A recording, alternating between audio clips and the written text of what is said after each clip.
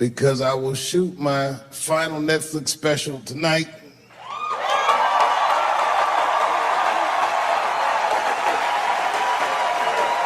That's right. And after this shit, it's time to make America wait again. I've done too well. You know, if you black in show business and do too well, it's scary, nigga. Like, you gotta get the fuck out of the casino while the getting's good, while you're still winning. You don't walk away from the table, that's how niggas get Kevin Harted. You already know. That's my man. I'm just saying, if he got a sex tape out, well, it's just a matter of time for me.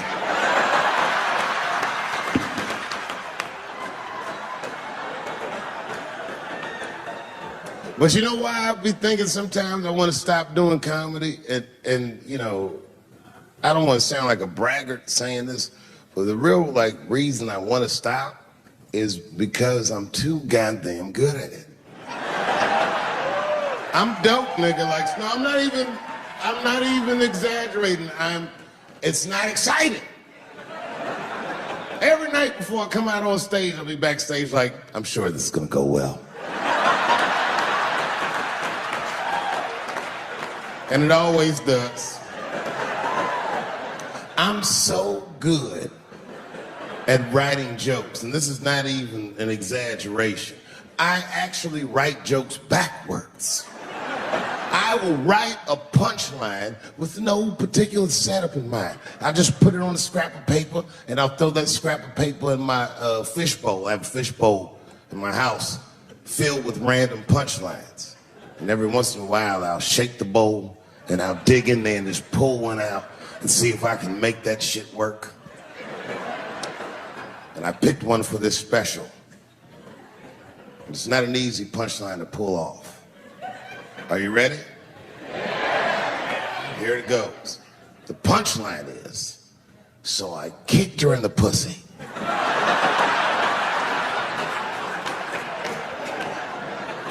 I haven't finished the joke yet. I just know whatever happens in the beginning of the joke, at the end of the joke, for some reason, I'm gonna kick somebody in the pussy. And it's going to be hilarious. And you know what's weird? I've always been this talented. I can't remember a time when I wasn't. You know, when I was growing up, I was probably about 8 years old, and at the time, we were living in Silver Spring. Yeah. Yes. Common misconception about me in D.C. A lot of people think I'm from the hood. That's not true. But I never bothered to correct anybody because I wanted the streets to embrace me. As a matter of fact, I kept it up as a ruse. Like sometimes I'll hang out with rappers like Nas and them, and these motherfuckers will start talking about the projects. Yo, it was wild in the PJs, yo. And I'll be like, word, nigga, word. But I don't know. I have no idea. My parents did just well enough so that I could grow up poor around white people.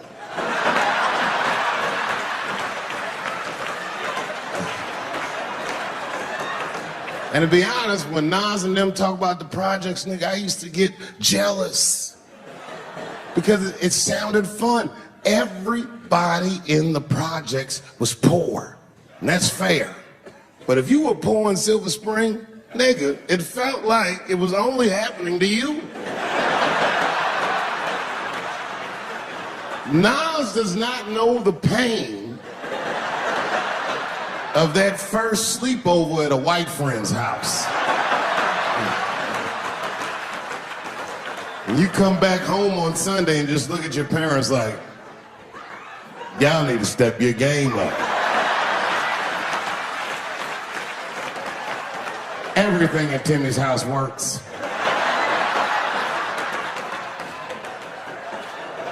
Remember the first time you saw that? A cold winter, And to be at a white friend's house and see the motherfuckers in their living room without their coats on.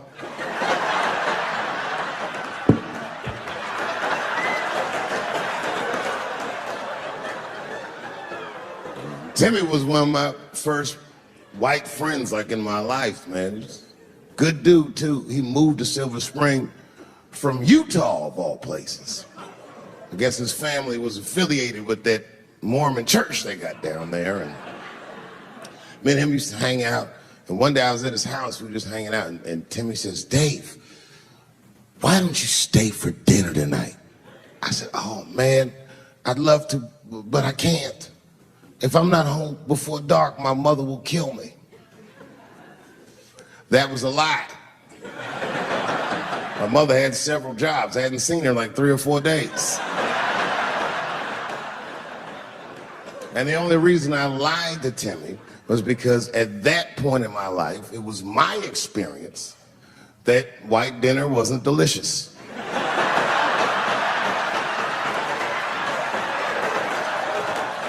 I'd rather go home and fry some bologna or some shit like that.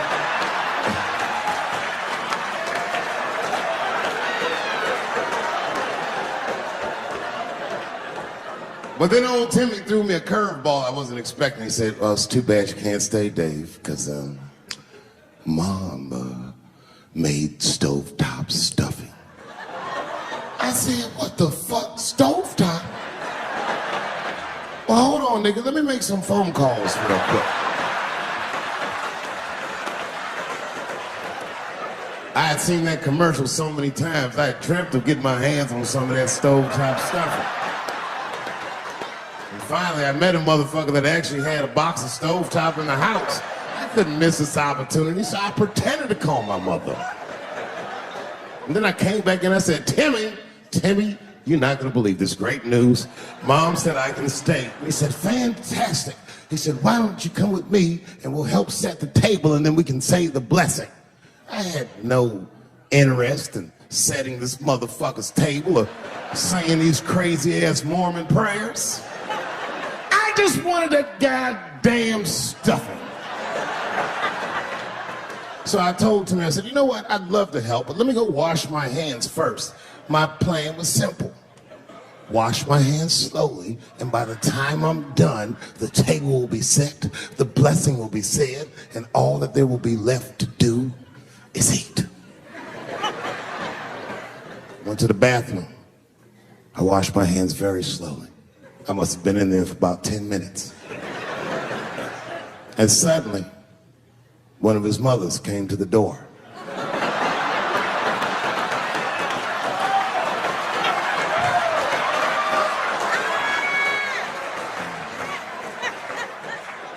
She was like, "Hi, David, right?"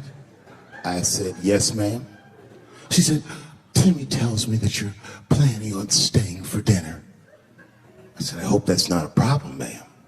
She says, "No, it's no problem. In fact, we'd love to have you. It's just that we weren't expecting company. And I'm afraid there's not enough stovetop stuffing for everybody." So I kicked her in the pussy. Bam! Ladies and gentlemen, I told you I'm dope, nigga. I told you what I was gonna say, and you still didn't see it coming. And that's why I make the big bucks.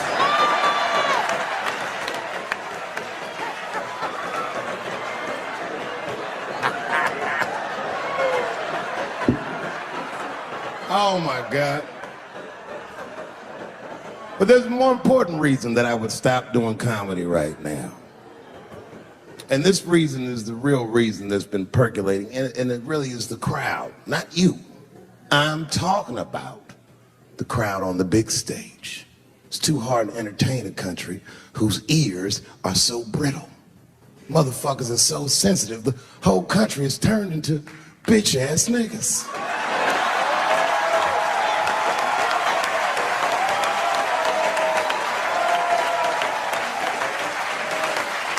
Everything you say upsets somebody.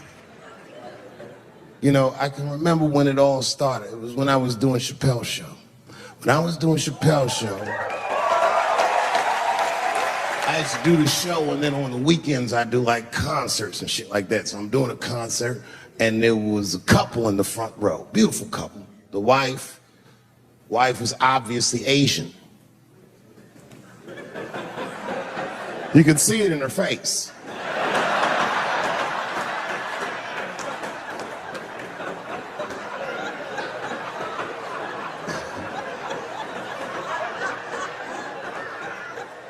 The husband, this motherfucker was mysterious, to say the least. Couldn't quite pinpoint where he was from. Caramel-colored fella, very nice hair, but it could have been from anywhere. Bangladesh, Mexico. I can't guess with a nigga like this. All I knew for sure about this guy is that his wife was a bitch. I could see that in her face, too. No, he was laughing and having a good time, and she was scowling at me at a goddamn comedy show. I couldn't figure it out. And then I realized at some point that she was pregnant, and I was smoking on stage. I said, oh my God, that's probably why she's mad. So I started to put my cigarette out, but then she hit me with one of them fake non-smoker calls. So I just kept smoking. I thought to myself, bitch, that babe will be fine. Relax. And I tried to break the tension. I just asked her. That's all I said. I go, hey, where you guys from anyway? And I could tell that she was on to me. She goes, very condescendingly, she says, I'm from California. If you're asking my ethnicity, I am Chinese. And her husband was just cool about the shit. He was like, I'm Mexican, bro. I said, well, I'm sorry if I offended you by asking, but you're a very beautiful couple. And miss, there's no question that you're gonna give birth to the hardest working baby this world has ever seen.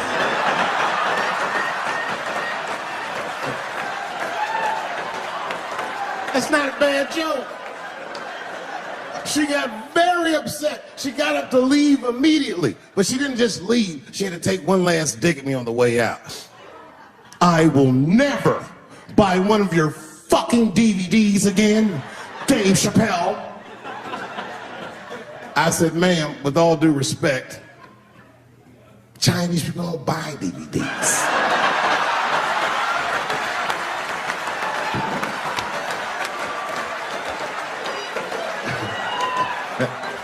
And the crowd went crazy. We were all laughing, having a good time. I didn't even think anything of it. And then just 3 days later, this lady sends a fucking letter to my promoter telling him not to book me for shows anymore because I was, quote, racist, and I'm quoting her, insensitive to the nature of my interracial marriage. I was like, word, bitch, I was.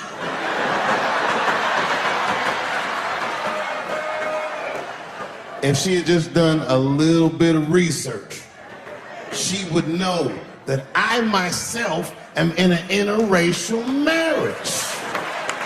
That's right. In fact, my wife is Asian too. Surprise, bitch, I'll see you on Thanksgiving.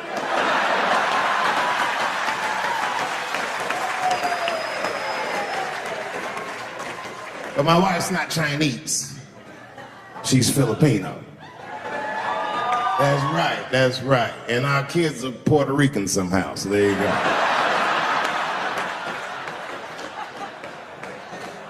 But I don't give a fuck about interracial marriage. In fact, you know what? My mother is half white. A lot of people don't know that. Well, all right, you were a little too excited, but okay. A lot of people don't believe me when I say that, but it's true. You can't tell looking at me, but if I grew my hair out, you would think you was at a fucking Cat Williams concert. My shit is beautiful. But motherfuckers are just taking it too far. I don't know why or how everybody got this goddamn sensitive. You know who hates me the most? The transgender community. yo, yeah, these motherfuckers, I mean, I didn't realize how bad it was. These motherfuckers, I was really mad about that last Netflix special.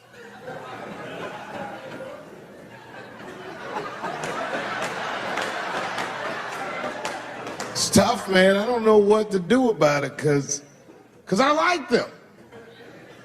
I always have. Never had a problem with them.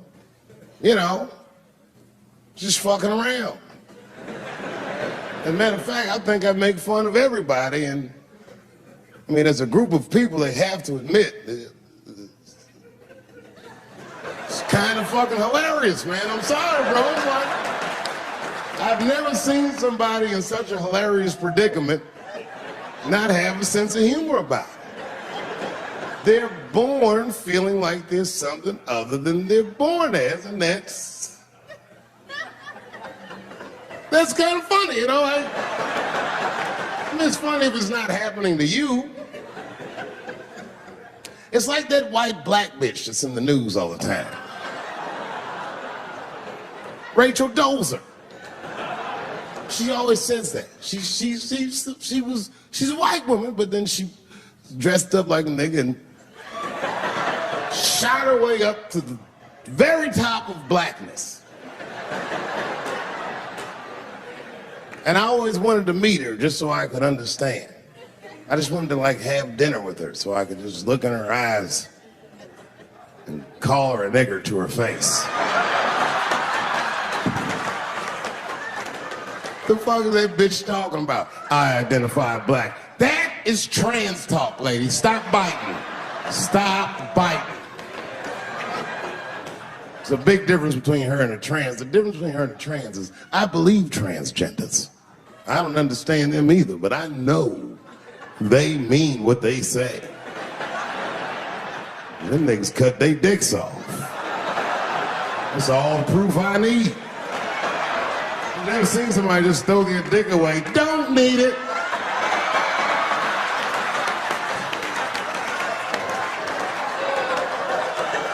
I don't understand, but I believe you and I support your decision, motherfucker. How far is Rachel willing to go? What is Rachel willing to do so that we blacks can believe that she believes she's actually one of us? Bitch, are you willing to put a lien on your house so that you can invest in a mixtape that probably won't work out?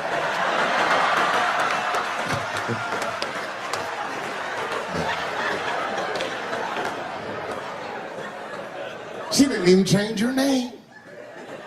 Didn't even change her name. Her name is Rachel. I can't believe in that name.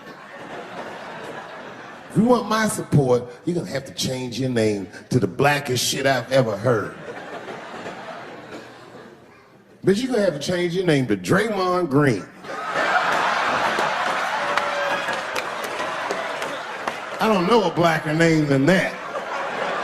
That shit is black on paper.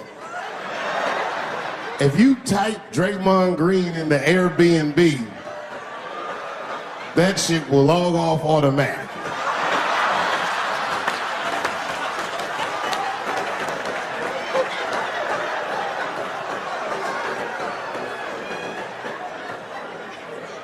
And people get mad, bro.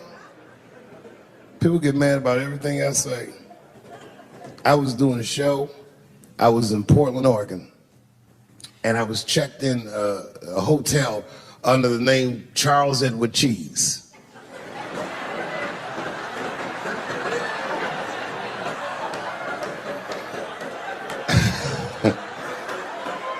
I came back to my room late at night,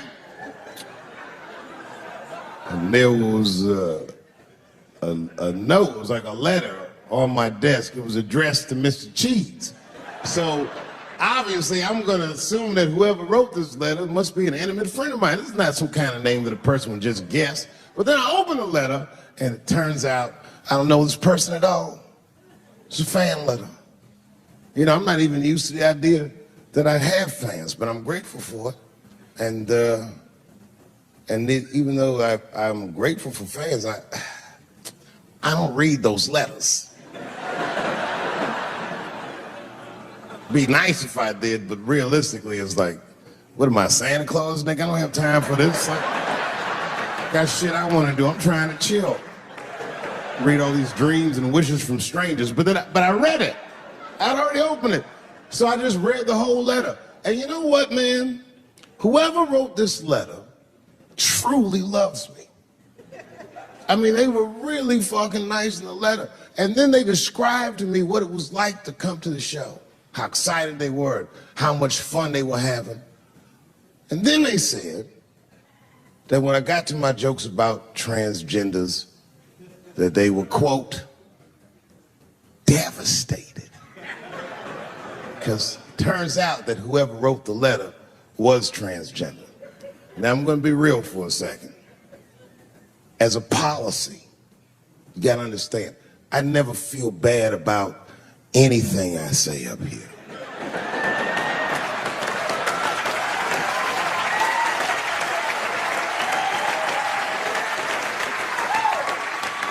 And I would never admit this to you if I hadn't locked your phones up.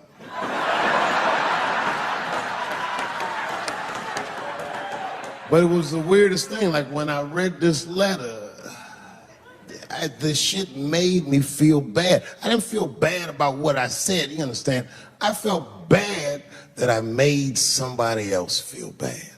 To be honest, I don't even know what I said that upset that person. I have so many transgender jokes.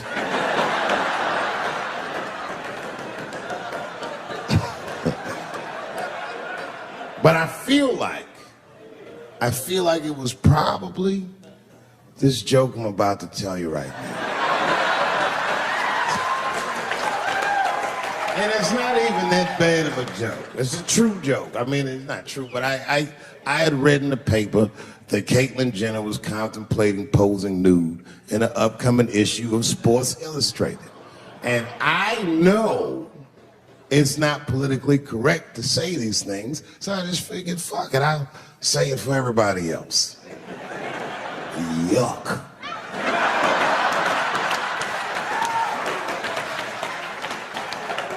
You know, sometimes I just want to read some stats. I don't know why you're gonna cram some man pussy in the middle of the sports page like this. I just didn't think that was the place for it. But I wasn't saying anything like Caitlyn Jenner's a bad person. I'm not mad at her for doing it. Not even mad at Sports Illustrated. If I'm mad at somebody, I'm probably just mad at myself. You understand? Because deep down, I know that I am not strong enough to not look at those pictures.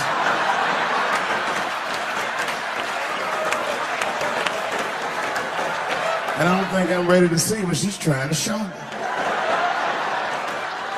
So Caitlyn, goddamn, if you go through with this thing, bitch, you better go hard or go home. I want you to go all the way. Hustler style. Do you know what hustler style means, miss? That means spread the lips.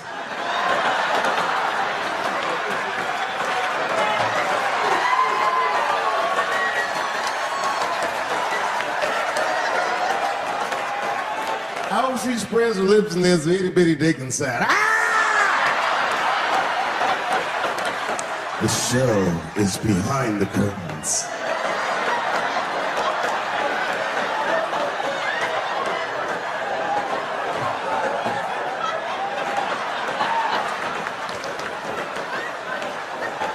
I don't know what I said that upset that person.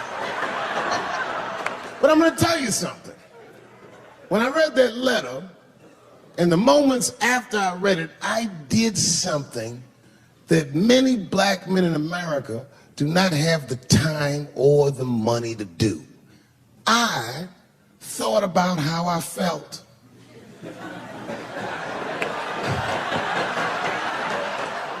Asked myself a very basic question that I don't think I ever directly contemplated. I said, man, Dave, if you're writing all these jokes, do you have a problem with transgender people? And the answer is absolutely not. The fuck do you guys think I am? I don't understand all the choices that people make. But I do understand that life is hard and that those types of choices do not disqualify you from a life with dignity and happiness and safety in it.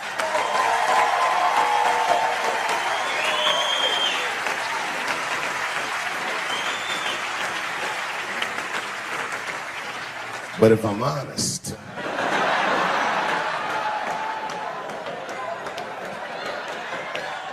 my problem has never been with transgender people.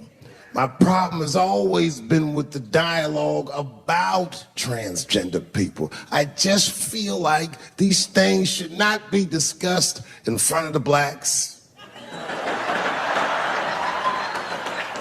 It's fucking insulting, all this talk about how these people feel inside. Since when has America given a fuck how any of us feel inside?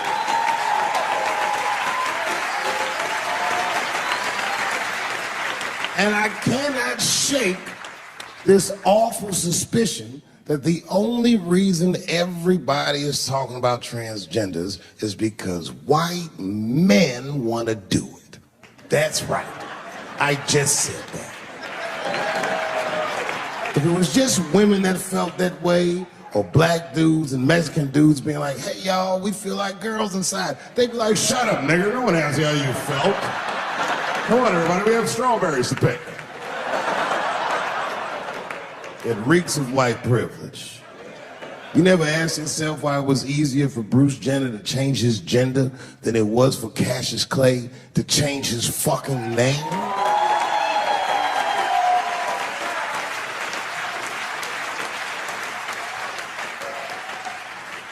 And if I were to be brutally honest, the only reason I ever been mad at the transgender community is because I was at a club in LA and danced with one of these niggas for 6 songs straight. I had no idea. And then the lights came up and I saw them knuckles. I said, oh no! And everybody was laughing at me. Ah, world star. I said, why didn't you say anything? Then I heard that sultry voice. I didn't say anything, Dave Chappelle, because I was having a wonderful time. And I wasn't sure how you'd feel about it. I said, you knew how I'd feel. And she said, I'm going home. I don't want any trouble from you. I said, home? It's only 2 songs left. I mean, we might as well finish the night.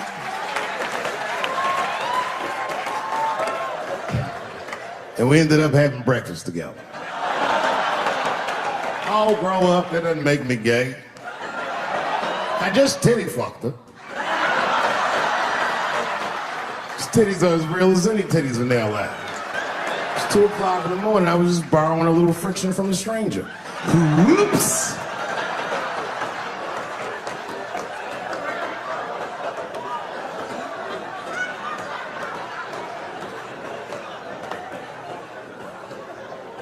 It's the madness of youth.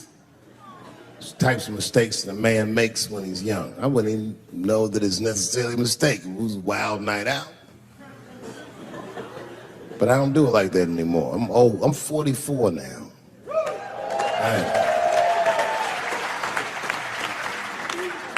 It's the first time in my life I've ever started to physically feel my age. It's tough, man.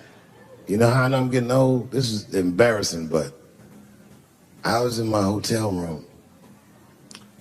I'm not gonna lie, I was jerking off, and I was really sweating it out. And this is when I knew I was old. I just gave up in the middle, nothing even happened.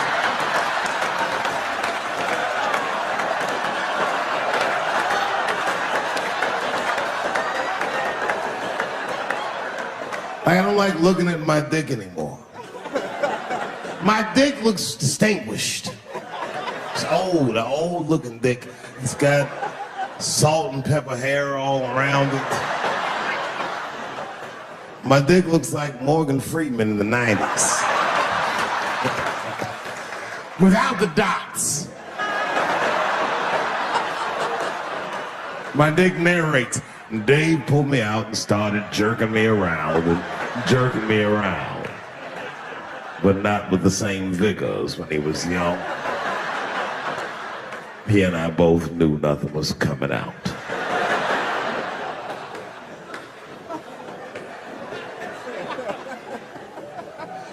I see my age in my children.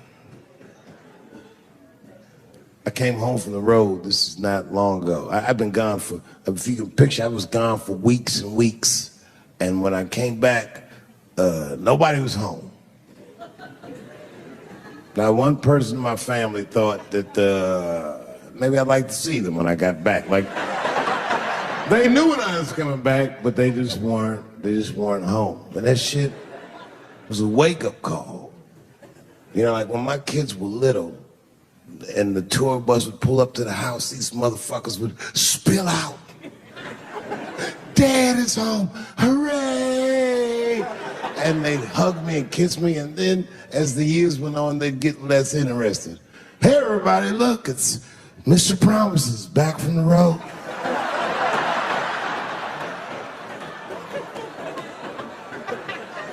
But empty house, that's some cold shit. And I went into my oldest son's room. I was like, hello, hello. He was gone. And I'd never done this to him before, but for some reason I just did it. I just looked through his shit. Just to see who this motherfucker was becoming. And I found these notebooks and I started going through the notebooks and there was all this wonderful poetry in them. Written in his handwriting. I didn't even know this nigga wrote poems. And then I looked through his drawers and I opened up his middle drawer and I found his rolling paper. And I looked down at them papers like, oh, that's where that poetry's coming from.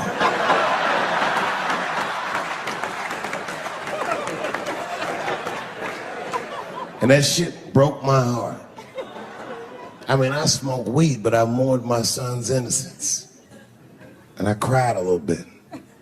And I took his papers upstairs to my room. Rolled some weed that I'd hid from the family. And I got really high. And then I got paranoid. So I put his papers back how I found them. So he wouldn't know what I was up to. This nigga won't even know that that happened until he sees the special. Yeah, nigga, I found your papers. He's a cold motherfucker. Let me tell you, this kid is only 16 years old. Listen to what he did to me. This motherfucker calls me up in the middle of the night. It was 1 o'clock in the morning. He goes, Dad, don't be mad. I knew something was terribly wrong. I said, what's going on? He said, listen, I'm fine. And don't forget, you told me to do this. I'm at a party, and my designated driver had too much to drink. And me and my friends need you to come pick us up. I said, Jesus Christ, it's 1 o'clock in the morning, nigga. I am shit-faced.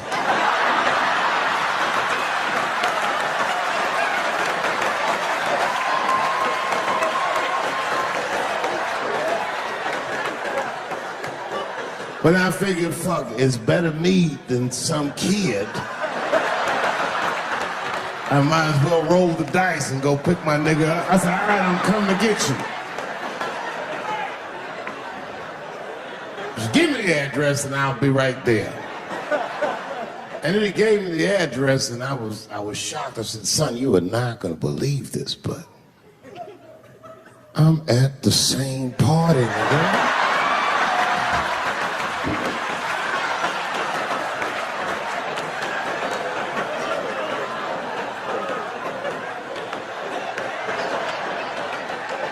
They grow fast, don't they?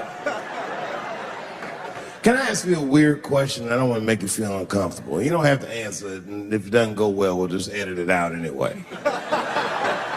Is it weird to be the only white people in a row?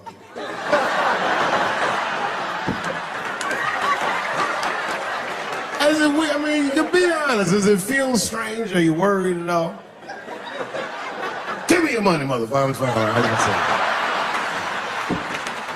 This guy got ice in his veins. He didn't even buckle. You know, like many black men my age, the first time I voted was 8 years ago.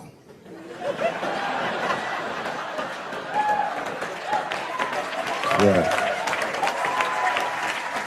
I saw Obama on TV and said, oh, I'm voting for this nigga. I remember the day I voted for Obama. I voted in Ohio, and my vote matters in Ohio. Ohio is a battleground state, but when I pulled up to the polls, all the soldiers were in line. There were so many black people in that goddamn line, I didn't even know it was a polls. I thought it was a check cashing place.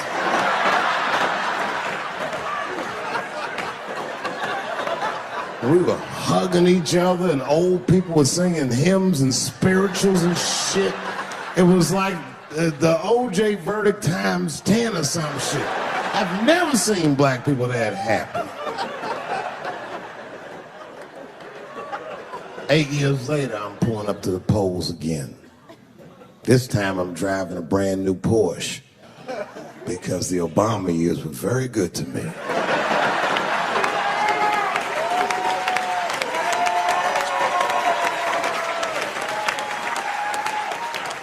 I was early voting, and when I parked my car, I figured out something that it would take the rest of the country another week to figure out. I understood that Donald Trump was going to be our next president, because in Ohio, unlike DC, you could see the results in the parking lot. Saw these goddamn pickup trucks and tractors and shit.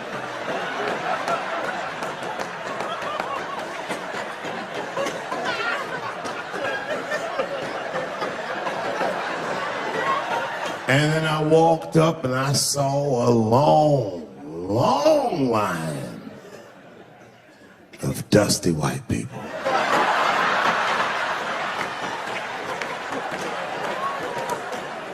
Yes, ladies and gentlemen, these were the poor whites.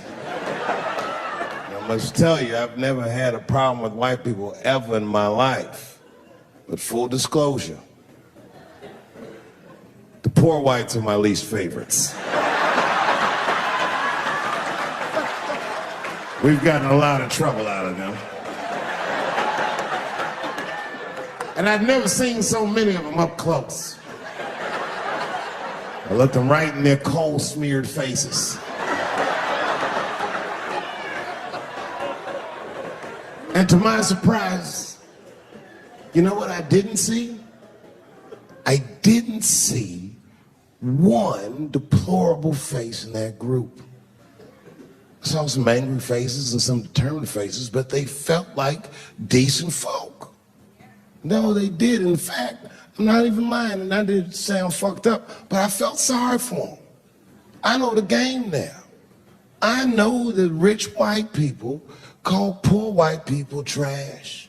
And the only reason I know that is because I made so much money last year, the rich whites told me they say it at a cocktail party.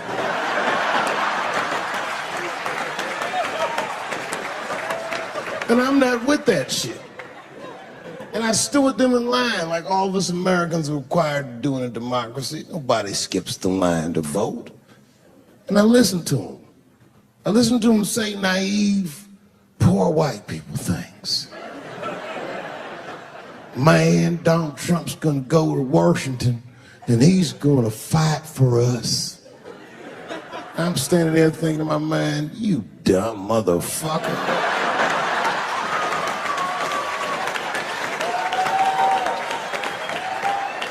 You are poor. He's fighting for me.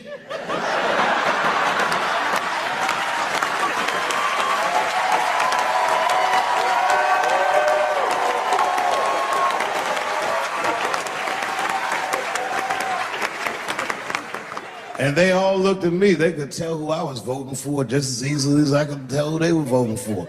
But do you guys know what we all had in common? Not one of us, not a single one of us, looked like we felt good about what we had to do in that booth. We were just doing our goddamn duty.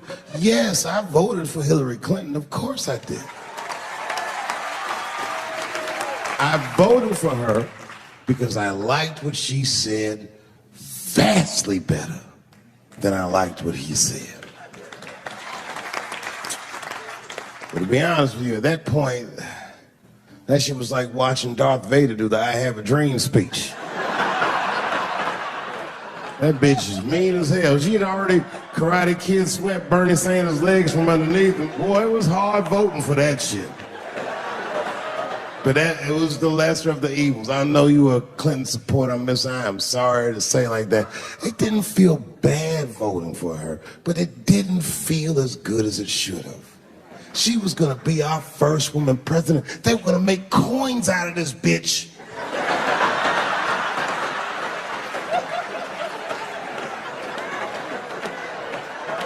And somehow she just missed the dunk. Of course she should have beat him. Of course she should have beat him. You know what voting for her felt like?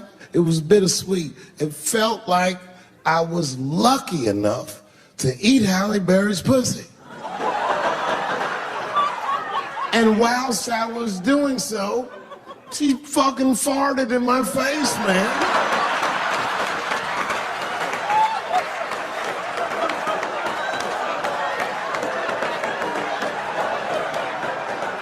Now you understand, I'd still do it.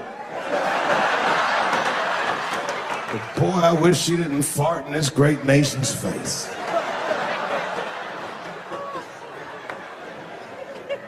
I voted that day, and then that same day I flew to New York City. I had work. That night I was in a comedy club in New York, and I said to an audience almost exactly what I just said to you.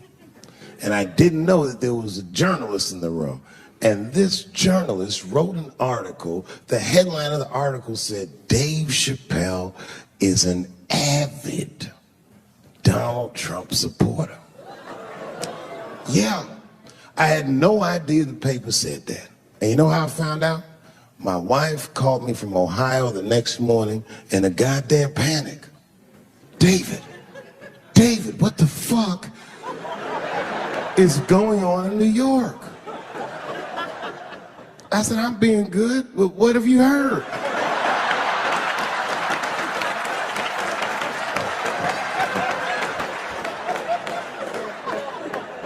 And my wife said, the paper is saying that you're a Donald Trump supporter. I was like, whew.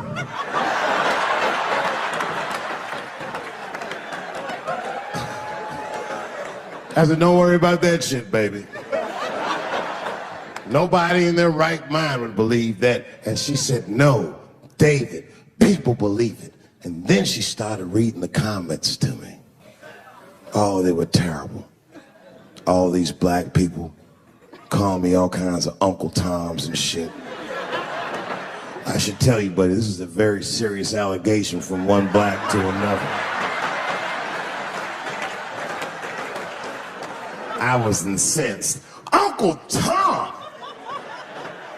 How am I Uncle Tom, nigga? You the one that reads the Observer? Anyway, all this shit goes down. And Saturday night rolls around, and now Trump is the president, and I'm hosting Saturday Night Live.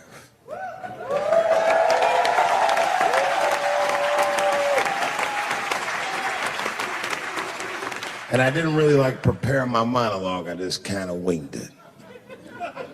And at the end of the monologue, I don't even remember what I said. I said something like, you know, fuck it, we're historically disenfranchised, and we're gonna give him, something about we're gonna give him a chance if he gives us a chance. I don't know what I said, but whatever I said, I really wish I didn't say that shit.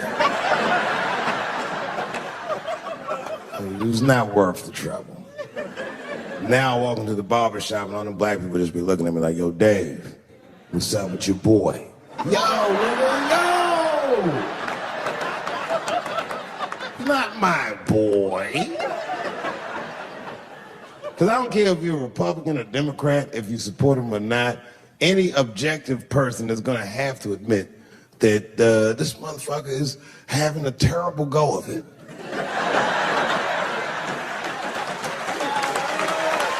It really is. We've had presidents before that have done bad jobs, but this shit is worse than a bad job. It's scary to watch. Holy shit, it's like seeing a crack pipe in your Uber driver's passenger seat.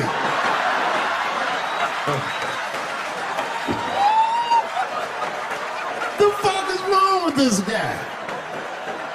Yo, he is lunching, nigga. I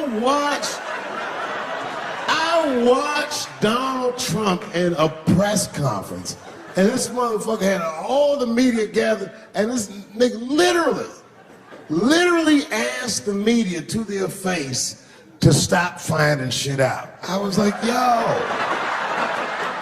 yo, this motherfucker is bugging. And then, I'm not even making this up, his lips started sweating. His lips. Have you ever seen a motherfucker's lips sweat? What the fuck is wrong with this nigga's lips? It's like if you're on a plane, right? You ever been on a plane? I get scared to fly. I do it all the time. I be scared on there. And sometimes the plane will hit turbulence. And then I get nervous. But I always look at the flight attendant, and she looks calm, and it makes me feel calm. But if that bitch's lips were sweating, it's terrifying. Like, yo, nigga, why are your lips sweating? What do you know? And then, I'm not even making this shit up. This motherfucker grabbed the podium and he goes, you don't know how scary the things I read in my briefings are. And I was like, holy shit, man. You ain't supposed to tell us that, bro. That's bad leadership. Even as a parent, you think I'm gonna sit my kids there? Hey, little man, come here real quick. I'm gonna holler at you for a second. Yo,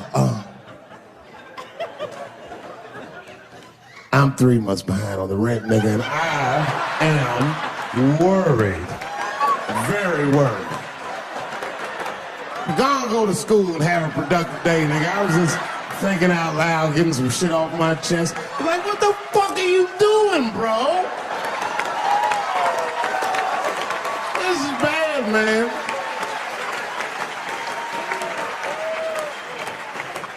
Jesus Christ. All this motherfucker's ideas sound like high people ideas. Like he doesn't think these things through before he tells us. He just tells us what he's thinking as soon as it occurs to him. This shit sounds nuts. I'm gonna go to China and I'm gonna get those jobs from China and bring them back here to America. For what, nigga? So iPhones can be $9,000? Leave that job in China where it belongs. None of us want to work that hard. The fuck is he thinking? I want to wear Nikes. I don't want to make them shits. What the fuck are you doing? Stop trying to give us Chinese jobs. I am going to bring back coal. Coal? I'm not even exaggerating. I have never in my life even seen a fucking lump of coal. I honestly don't even know what coal is for. If you're gonna have motherfuckers digging around in the dirt looking for shit, find me some truffles, nigga. That's what I'm about. And these truffle prices are getting out of control. If it gets any worse, I'm gonna be back down to regular butter like everybody else.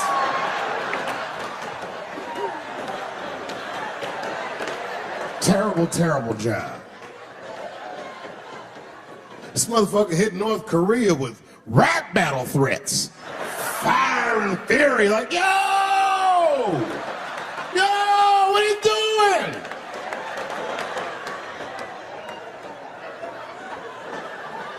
It's fucking Korea, man. Kim Jong-un is a scary motherfucker.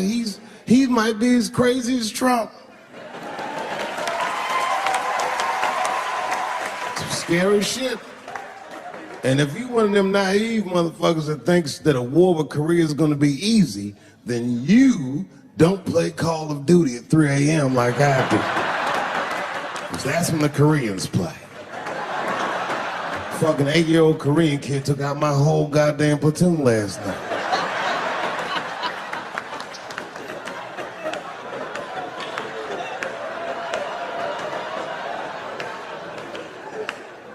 I've never seen somebody in an office so high with the most just basic fucking solutions. Like, you know, we should not let any more Muslims in the country till we can figure out what's going on. Did he just say, figure out what's going on? Who doesn't know how to do basic math? Let's count it out, okay? There's been 17 mass shootings in the United States. 4 of them were done by Muslims. None of those 4 Muslims were from any of the 7 countries in your stupid ass original band.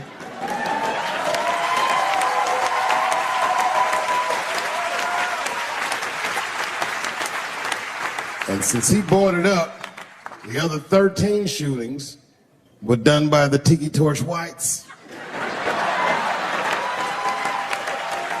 These are facts. And you don't see me trying to ban white people from the show to keep the rest of the audience safe. It's a fucking terrible idea because it's mean and it's racist. And most importantly, it would be catastrophic to my bottom line.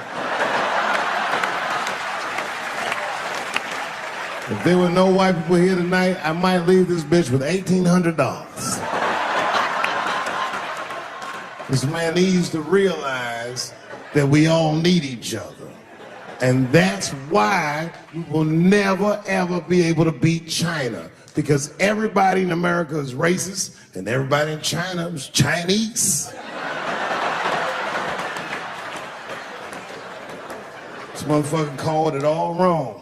And don't believe the media either, because as all this shit is happening, the media is trying to make us believe that the extremities amongst us are the norms. We can disagree, that's fine.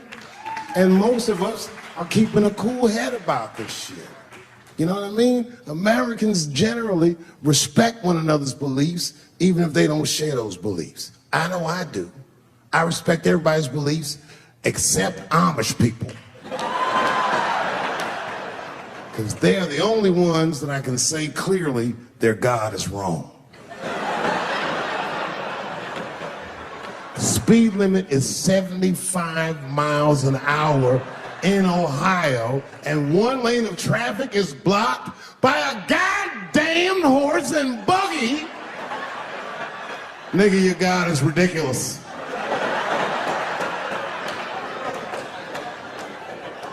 All the Amish people around my way know me too. Not from television, obviously.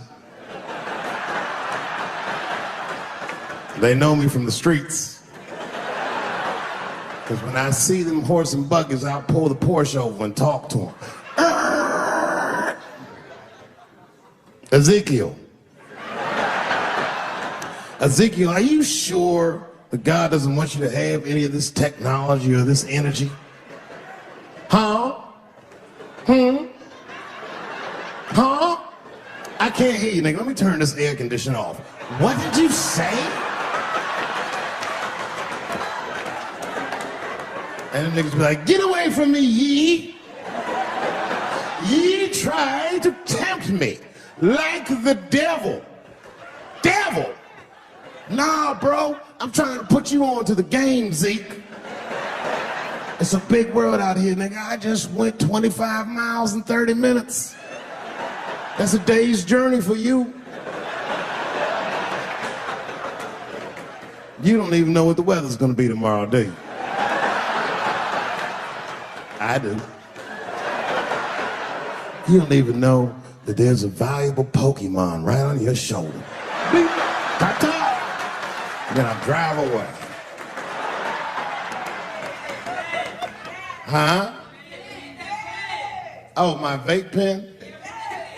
You want to hit my vape pen? Oh, sorry, nigga, I'm trying not to get herpes. My bad. I've been playing cat and mouse with herpes for 30 years now, but every night I go to the club, I'll be like, not tonight, herpes. No disrespect, I'm not saying you have herpes, I'm just saying 1 out of 5 people do. So let's just all be careful around this motherfucker and make sure that we leave with the lips we came with.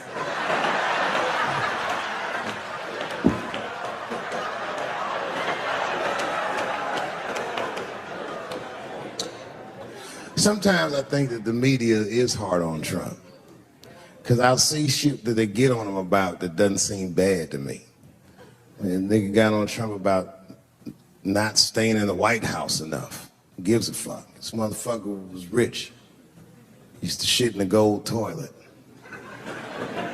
It's true. I don't know if you've ever been to the White House. It looks like a very nice place to work, but I wouldn't want to live in that Scooby-Doo ass house either. This shit's terrifying looking. Imagine you trying to jerk off in the crib and Abraham Lincoln's just looking at you like...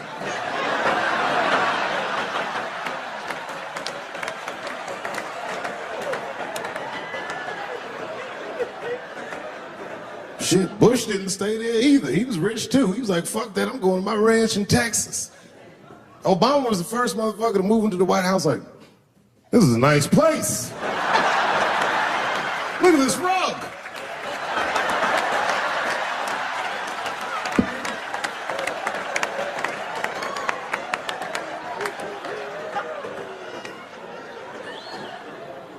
The media got on him about putting Jared Kushner in his cabinet, and I didn't think that that was the worst thing he'd done. I mean, it was still early, and I mean, it's not unprecedented. Kennedy had his brother as the attorney general, right? And this motherfucker's a Washington outsider. To be honest with you, I'd probably do the same thing. As a matter of fact, I do. You think I go to a Hollywood meeting with all them white folks by myself? I bring my nigga Mac Mittens from the streets. I don't even know his real name. Everybody just calls him Mac Mittens. But I know he's not qualified to even listen to these meetings, but this motherfucker just makes me feel good. And all the white people look at me like, Dave, do you mind asking your friend Mac Mittens to excuse us so that we can talk business? And I say, fuck that. Anything you say to me, Mac Mittens can hear that shit. And he listened to the whole meeting. And when they done talking, I just look over at Mac Mittens, and if he gives me the signal, meow, meow, I'll sign the papers. It's a gut check. Well, how about this one? Remember when it was the day after the election, and the president of Taiwan called Donald Trump to congratulate him? And Donald Trump, you know, of course, took the call and talked to the president of Taiwan. Problem with that was, Taiwan doesn't have a president. The United States functions on what they call a one China policy, and Taiwan is a renegade province of said China. And Donald Trump didn't know that and picked up the phone and started yammering away, and the media ate his ass up. And I'm not gonna lie, I was laughing like shit. I was like, oh shit, this dumb motherfucker is in trouble. And then that night, I was in bed drifting off to sleep, and then I had to admit it to myself. I was like, I didn't know that shit either.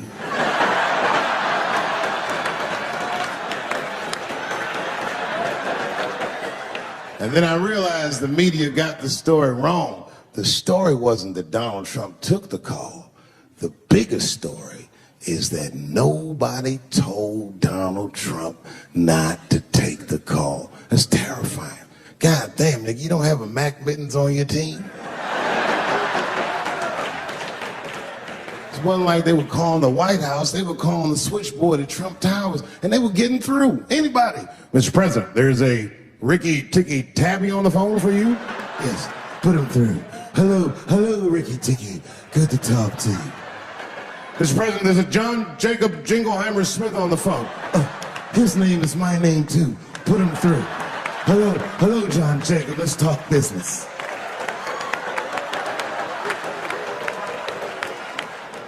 How many people in this room are not originally from the United States? A round of applause.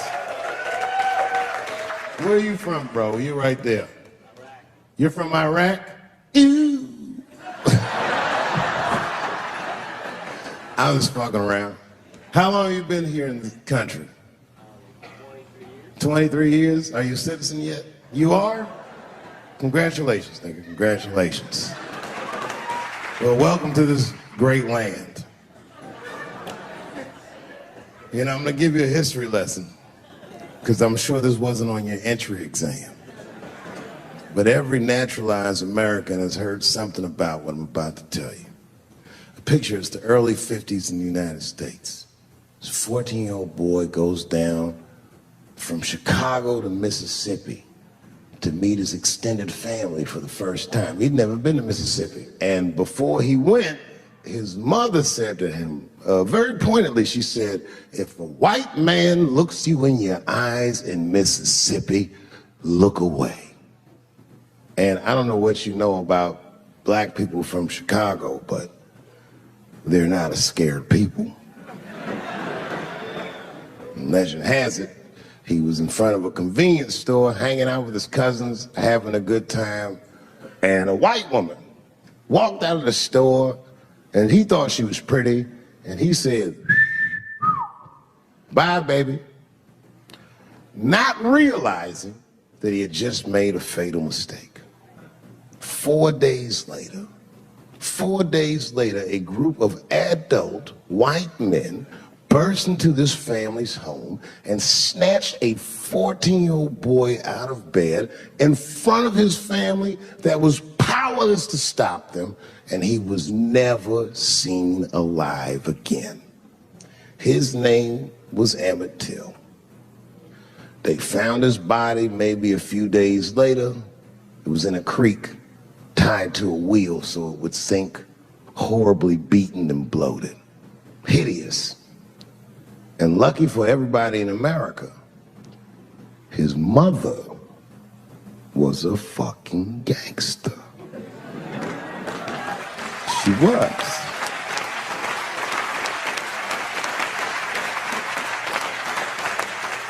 If you can imagine, in the very midst of a mother's worst nightmare, this woman had the foresight to think about everybody. She said, leave my son's casket open. She said, the world needs to see what they did to my baby. And every publication here in the United States, from Jet Magazine all the way to the New York Times, had this boy's horribly bloated body on its cover. And if our civil rights movement was a car, this boy's dead body was premium gas. This was a very definitive moment in American history where every thinking and feeling person was like, ugh, we gotta do better than this. And they fought beautifully, and here we all are.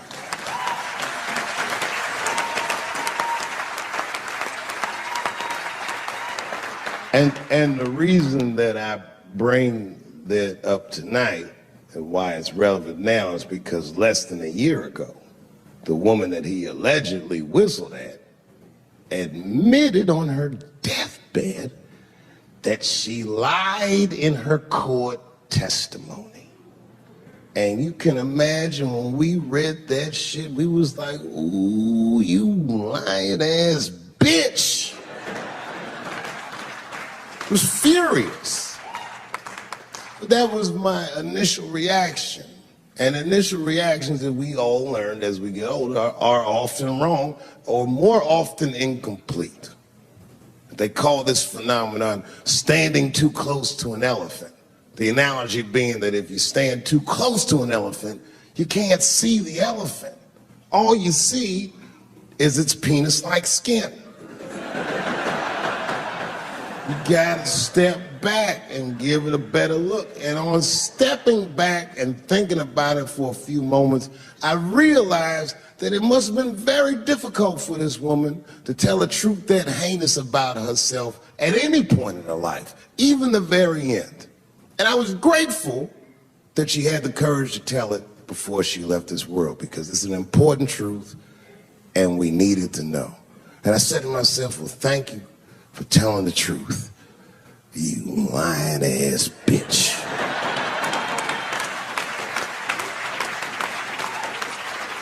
And then time goes on, and then after time, you can kind of see the whole elephant.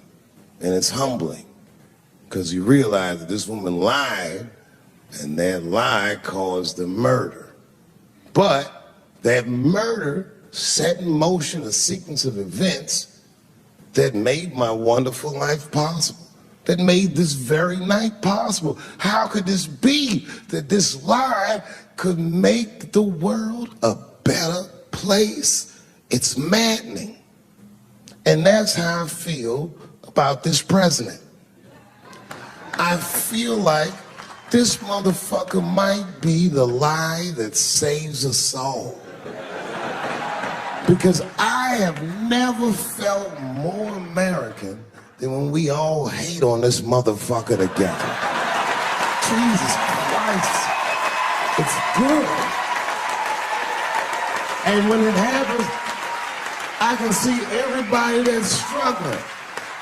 So if I'm on stage and I tell a joke that makes you want to beat up a transgender, then you're probably a piece of shit and don't come see me anymore. Or if you don't understand that when a football player takes a knee during the national anthem, he's actually standing up for me, then you might not want to fuck with me anymore.